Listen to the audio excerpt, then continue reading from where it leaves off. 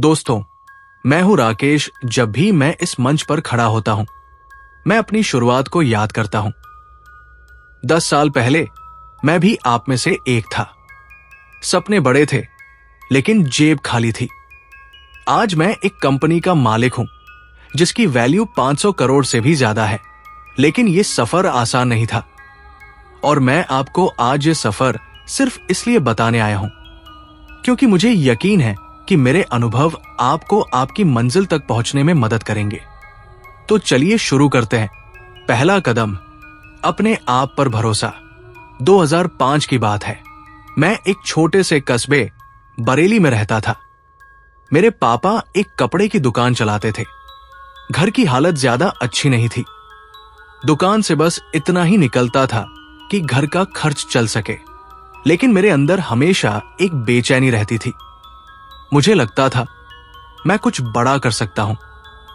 किसी बड़े बिजनेस का सपना तो था, लेकिन ना पैसे थे, ना गाइडेंस। मैंने भी कॉम किया और फिर दिल्ली चला आया। मेरे पास सिर्फ 3,000 रुपए थे, वो भी पापा ने उधार लेकर दिए थे। दिल्ली आकर मैंने एक छोटा सा जॉब शुरू किया। मुझे 6,000 रुपए महीने की सैलरी मिलती थी। सिर्फ 6,000 रुपए, लेकिन सपने करोड़ों के थे। दूसरा कदम, एक मौका बदल सकता है सब कुछ। दिल्ली में काम करते हुए मैंने एक चीज नोटिस की। वहां हर गली में चाय की दुकानें थी, लेकिन कोई भी चाय को अलग अंदाज में नहीं बेच रहा था। सब कुछ वही पुराना तरीका, प्लास्टिक कप, एक उबली हुई चाय। और तभी मेरे दिमाग में एक आइडिया आया, क्यों ना चाय को एक नया रूप दिया जाए। उस वक्त मैंने ब्रांडेड चाय का कॉन्सेप्ट पहली बार सुना था। मैंने सोचा, अगर चाय को साफ सुथरे और एक आकर्षक तरीके से बेचा जाए तो ये काम कर सकता है। लेकिन फिर वही सवाल, पैसे कहां से आएंगे। तीसरा कदम, रिस्क लेना जरूरी है। मैंने अपनी नौकरी छोड़ दी। लोग कहते थे राकेश पागल हो गया है, नौकरी तो चल रही थी, फिर क्यों छोड़ दी। लेकिन मुझे पता था, अगर मैं रिस्क नहीं लूंगा तो कभी कुछ बड़ा नहीं कर पाऊंगा। मैंने अपने दोस्तों और रिश्तेदारों से उधार मांगा, छोटे छोटे कर्ज लिए, कुल मिलाकर 1,00,000 रुपए जुटाए। और इसी पैसे से मैंने अपनी पहली चाय की दुकान खोली। लेकिन यह दुकान साधारण नहीं थी। यह थी एक फूड ट्रक, जिसे मैंने खुद डिजाइन किया था। दुकान का नाम रखा चाय का राजा।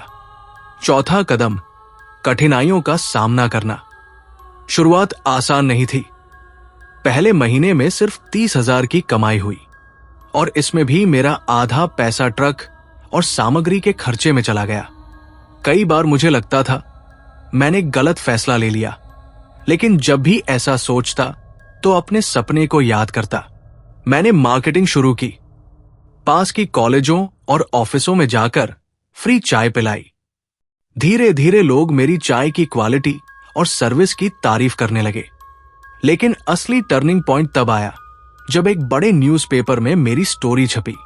उन्होंने लिखा, एक छोटे कस्बे का लड़का दिल्ली में चाय की दुकान से बदलाव ला रहा है। उस दिन के बाद मेरे ट्रक पर भीड़ लगने लगी।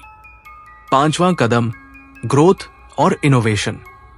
मैंने चाय में वैरायटी जोड़नी शुरू की, जैसे मसाला चाय, इलायची चाय और यहां तक कि चॉकलेट चाय।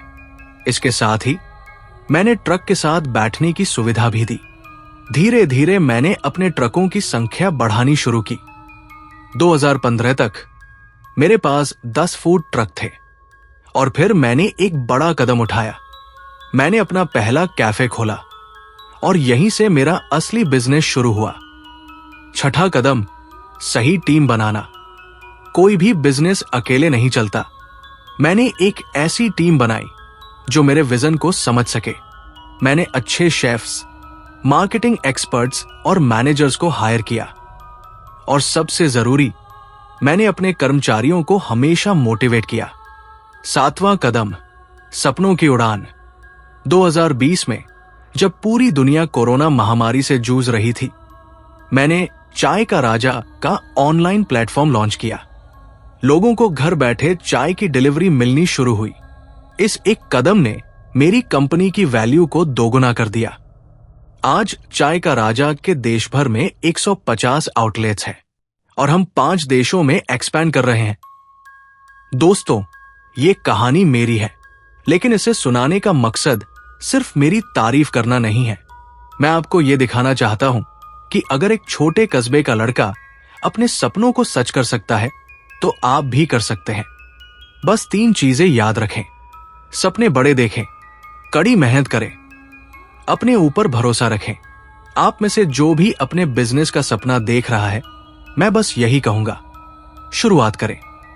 छोटी ही सही, लेकिन शुरुआत जरूर करें, क्योंकि सफर चाहे जितना भी लंबा हो, उसकी शुरुआत पहले कदम से होती है। और हां, कभी हार मत मानिए, क्योंकि हार तो बस एक और कोशिश का नाम है। धन्यवाद।